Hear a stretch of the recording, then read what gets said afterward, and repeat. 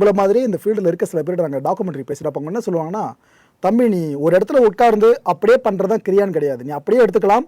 ஒரு வேலையை நீ ஃபோக்கஸ்டாக பண்ணுறல 10-20 மணி நேரம் ஆனாலும் அதிலேயே ஃபோக்கஸ்டாக இருக்கியா, அது ஒரு கிரியான்லாம் சொல்கிறாங்க. பிடிச்ச விஷயத்தை நீ அதில் இன்வால்மெண்ட்டாக பண்ணால் அது ஒரு கிரியான்னு சொல்கிறாங்க. இது எந்த அளவுக்கு உண்மை?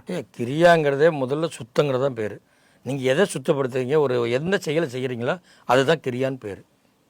ஆனால் இதனுடைய மூச்சு மூலமாக உடலை சுத்தப்படுத்தும் போது மிகப்பெரிய ஒரு நிலை ஏற்படுது. அந்த நிலையினுடைய சூட்சமான ரகசிய மந்திரம் தான் இந்த கிரியா. அப்போ இந்த ரகசியத்தை பயன்படுத்தும் பொழுது என்ன ஆகுன்னா உங்கள் ஆன்மா பிரதிபலிக்குது.